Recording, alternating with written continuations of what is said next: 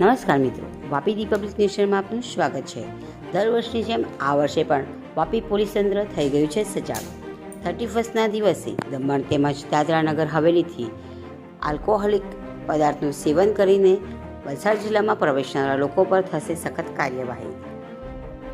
Police સૂત્રો અનુસાર 11 ચેકપોસ્ટો સિવાય અન્ય અલગ અલગ જગ્યાઓ પર નવી ચેકપોસ્ટ તૈયાર કરવામાં આવી છે।